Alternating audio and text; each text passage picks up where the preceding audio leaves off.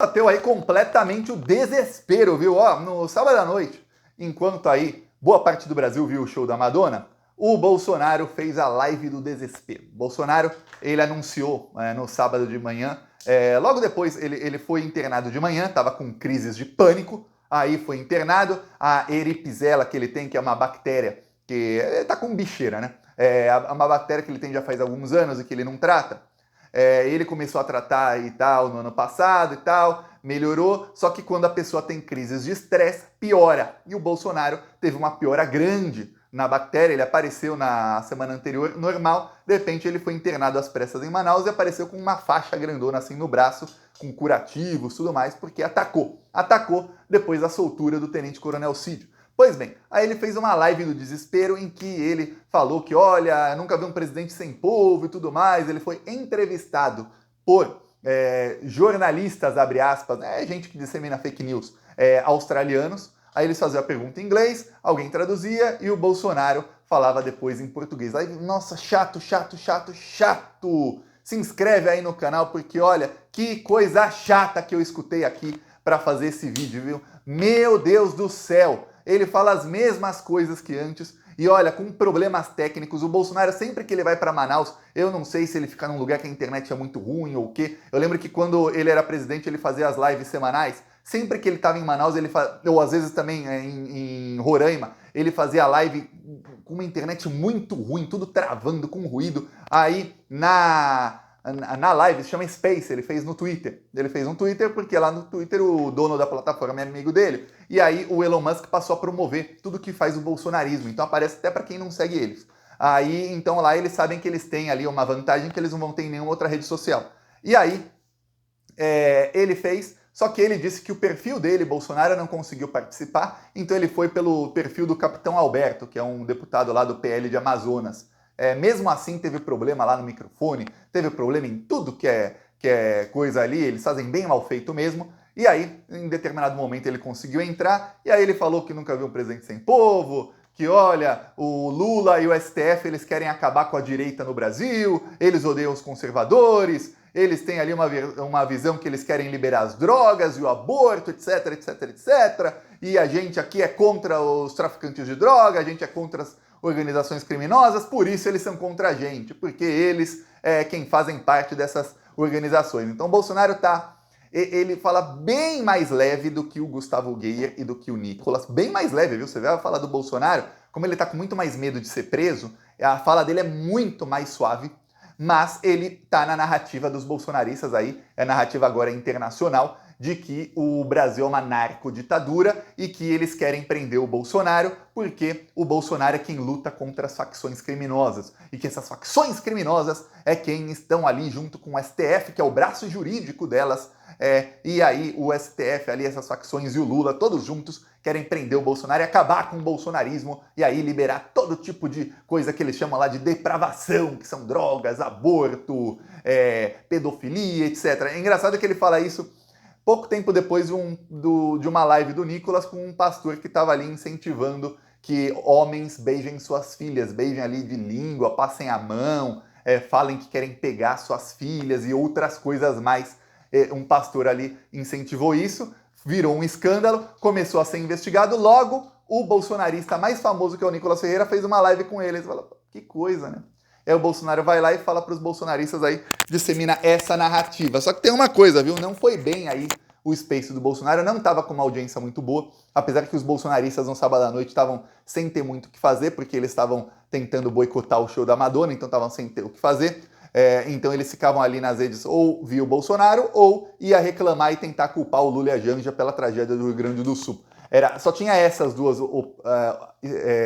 alternativas, o bolsominion normal no sábado à noite. Sair, fazer alguma coisa da vida, ou ajudar quem está na tragédia, no caso. Não. Reclamar ou ver o Bolsonaro. Mesmo assim, a audiência não foi das melhores, e olha que lá no Twitter eles estão promovendo muito, só que a audiência do Twitter caiu muito. E não tem aí um dado oficial, mas aí eu percebi muita gente que seguiu o Plantão Brasil, chegaram até a me mandar mensagens, gente comentando aqui, vi vários comentários dizendo, eu não uso mais o Twitter já faz tanto tempo, não uso mais faz tanto tempo, não uso mais. gente que usava até um ano atrás, 2 anos atrás, e não usa mais. Ou seja, está caindo muito a rede social. O Bolsonaro está com essa estratégia de pânico, por quê? O Lula acionou o Flávio Dino numa reunião de 3 semanas atrás. A reunião foi do Lula com Alexandre de Moraes, Cristiano Zanin Martins, Gilmar Mendes e Flávio Dino. Os 5 estavam na reunião. Vamos lembrar uma coisa, o Procurador-Geral da República, ele foi indicado tendo ali aceno do Gilmar Mendes e do Alexandre de Moraes.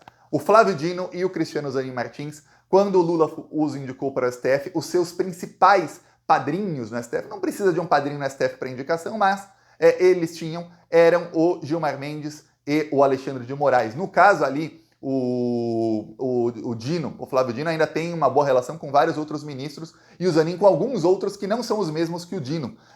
Ou seja, eles junto ali, esses 4 juntos, eles conseguem ali fazer com o Lula ali uma maioria no STF, porque por mais que eles sejam 4 de 11, eles têm conexões e em quase todos os temas eles conseguem ali trazer para o lado deles pelo menos mais 2 votos dos outros 7. Tem aí 2 que em quase nenhum tema estará ao lado do governo Lula, que são o Cássio Nunes e o André Mendonça, se bem que eu já falei aqui algumas vezes, o André Mendonça está sim pro Lula. Lula, tô aqui! Só que o Lula não está precisando. Mas ele está sim acenando pro Lula. O Cássio Nunes já também, viu? E aí o que acontece? O Lula fez aí essa coalizão porque ele viu ali que ele tem na Câmara dos Deputados o Arthur Lira, que tem muita sede de poder e muita sede de roubar dinheiro público, e ele tem no Senado o Rodrigo Pacheco, que é um dos piores articuladores da história e que resolveu aí atirar para todos os lados. O Rodrigo Pacheco está atirando para todos os lados, sempre mirando no governo Lula, porém ele não consegue agradar os bolsonaristas, então ele está sendo um capacho dos bolsonaristas, mas capacho naquele que você lembra mesmo. O que é um capacho? É aquele tapete que quando você vai entrar na sua sala, na sua casa, você tá lá com o pé sujo de terra, de cocô que você pisou na rua, você pisa no capacho. É para isso que serve o Pacheco pro bolsonarismo. Quando eles precisam, tá lá o Pacheco para atacar o governo Lula. Quando eles não precisam, aí eles pisam com todo o cocô na cabeça do Pacheco, ele fica lá todo, olha, chamado de frouxo, chamado de covarde, chamado daí para baixo pelos bolsonaristas em público e fica, caladinho, porque ele é um belo de um capachão. E aí o Lula, vendo isso aí, vendo o golpismo, o Lula se reuniu com o Arthur Lira, se reuniu com o Rodrigo Pacheco, e aí o Flávio Dino começou. Eu anunciei aqui 2 semanas atrás, olha, o Flávio Dino, ele deu 15 dias para o Arthur Lira, para o Rodrigo Pacheco e para a União, que é o governo Lula, explicarem por que as emendas do RP9, que são as emendas do Bolsolão ou Orçamento Secreto, que por ordem da Rosa Weber, que era quem estava antes do Flávio Dino, e ela quem tinha o caso, por isso que caiu nas mãos do Flávio Dino, por ordem da Rosa Weber, não poderiam mais ser secretas. O Congresso Nacional aprovou o orçamento do ano passado de maneira que nesse ano o Lula seja obrigado a pagar essas emendas. Então o Lula não tem mais escolha. O Arthur Lira mandou 30 milhões para lá, não vou pagar não, ele é obrigado. Tem ali alguns bilhões para essas emendas e o Lula é obrigado. O Lula tentou cortar, vetar 5 bilhões de um outro tipo de emenda do orçamento, que são impositórias, ou seja, ele é obrigado a pagar, e o Congresso derrubou o veto. Então veja, o Lula está de mãos atadas nisso aí. E aí o que acontece? Eles passaram a tornar secreto o orçamento novamente, que é crime. Além de ser crime, eles estão indo contra uma ordem expressa do Supremo Tribunal Federal. E aí, o problema é que agora não é a Rosa Weber, né? Se alguém fala, nossa, a Rosa Weber tinha muita coragem contra fascistas. Tinha nada. Assim como o Fachin, o Barroso mesmo, a Carmen Lúcia, esse pessoal afina para fascista, eles afinam. Quem tem coragem contra fascista, eu vou falar aí, Alexandre de Moraes, Flávio Dino, principalmente, esses aí não afinam não, esses aí vão para cima. Agora caiu justo com o Flávio Dino. O governo Lula, na sua manifestação, eles têm aí até a terça-feira para enviar. Talvez tem aí gente que diz que, olha, talvez o Flávio Dino não conte 15 dias corridos, conte 15 dias úteis. No caso, eles teriam até a outra segunda, porque teve um feriado no meio, então 15 dias úteis são 3 semanas, só que como teve um feriado no meio, mas não se sabe aí. Eles devem entregar aí suas representações até terça-feira. E aí o que acontece? O governo Lula, o advogado-geral da União, que inclusive tem ali contato com o Flávio Dino, ele vai dizer, olha, a gente é obrigado a pagar, eles indicam, a gente paga, não tem o que fazer. Quem tem que indicar quem foi o parlamentar que mandou o dinheiro para tal lugar são os chefes do orçamento secreto, são o Arthur Lira e o Rodrigo Pacheco. E aí o Lira e o Pacheco vão ter que dar uma boa explicação para isso aí. Eu já citei isso aqui algumas vezes. Só que agora o que sai na imprensa, sai em matéria dizendo o seguinte, ó, o Lula está fazendo uma coalizão aí com esses ministros do STF para começar um contra-ataque contra o Pacheco e o Lira. Porque o governo Lula percebeu que não vai ter trégua. Não adianta o governo Lula aí, vamos fazer aqui a negociato, toma lá, dá cá com o Centrão, porque é só toma lá, toma lá, toma lá, o dá cá que o Centrão dá não dá nada, eles só tomam, e não é só toma lá não, toma lá, toma aqui, toma colar, toma de todos os lugares, é assim que funciona o Centrão. Querem grana para roubar, é isso que esse pessoal tá querendo. E aí, o Lula, ele começou a dar alguma... Olha, eu dificilmente você vê o governo Lula em ações com tanta autoconfiança assim. Nem nos dois governos anteriores. O governo Dilma muito menos. O governo Dilma jamais teve essa confiança que está tendo o Lula aí, que é nas ações. O governo Lula demitiu um primo do Arthur Lira, depois disse que o Lira podia escolher alguma outra pessoa para o mesmo cargo, isso no INCRA. O Lira ficou uma fera, na hora de escolher colocar algumas barreiras, ele escolheu ali, mas não era quem ele queria, era o primo dele.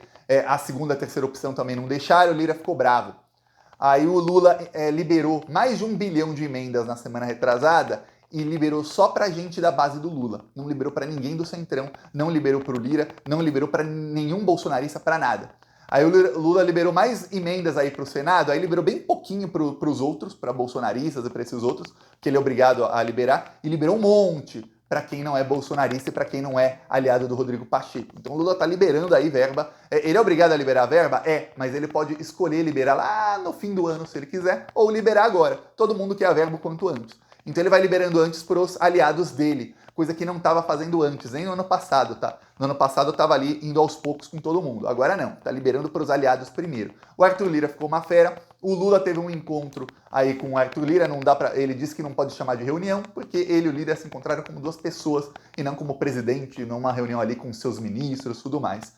Depois da reunião, o Lula continuou indo para cima do Arthur Lira, o Lula não recuou um passo.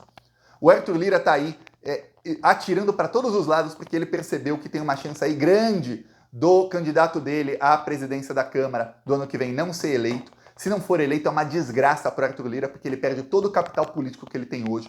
E ele, com capital político, ele é muito arrogante, ele é muito burro, o Arthur Lira, como todo bolsonarista, né? E ele acabou fazendo muitos inimigos. Quando ele perdeu o capital político dele, os inimigos vão fazer fila para ferrar com o Arthur Lira. Porque tem gente em Brasília que é assim: olha, esse cara era meu inimigo um dia, mas lá na frente talvez sejamos amigos e tal. O Lula é mais ou menos assim, né? Lá na frente eu perdoo, vamos ver, a gente tem que fazer a política aqui a favor do Brasil. E tem gente em Brasília que é assim, pô, esse cara era meu inimigo, eu vou acabar com ele para mostrar para os outros todos aqui em Brasília que quem é meu inimigo é isso que eu faço com eles. Para mostrar o exemplo, para que ninguém queira ser meu inimigo. Então muita gente em Brasília é assim, muita gente tá querendo pegar o Arthur Lira. Então o Lira sabe disso, por isso que ele tá com um desespero danado.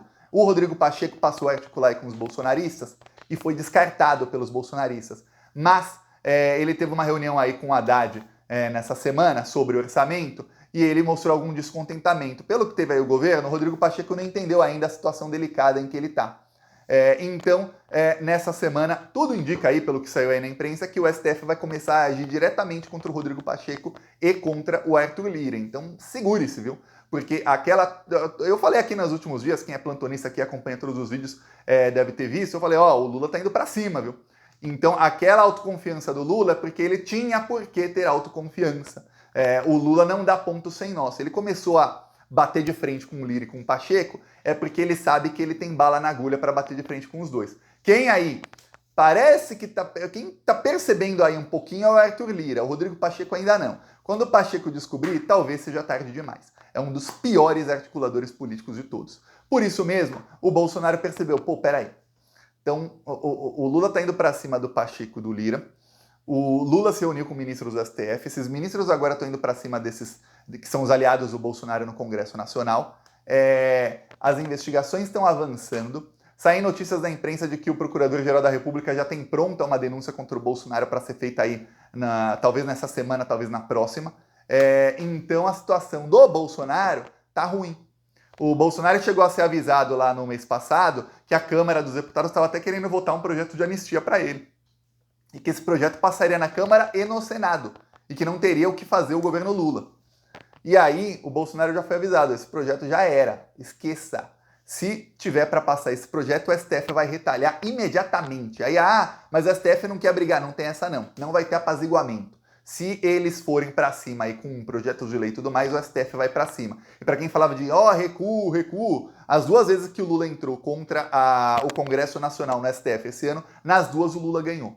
A última aí tá 5-0 e aí o ministro Luiz Fux pediu vistas, o que no caso amplia a vitória do Lula, porque enquanto ele não pauta de novo, segue a liminar do Zanin, que é uma vitória aí do Lula contra uma pauta bomba aí do bolsonarismo e do Pacheco. Então tá ruim a situação deles. Eu peço aí a sua inscrição no canal, seguiremos aqui na luta. Falou!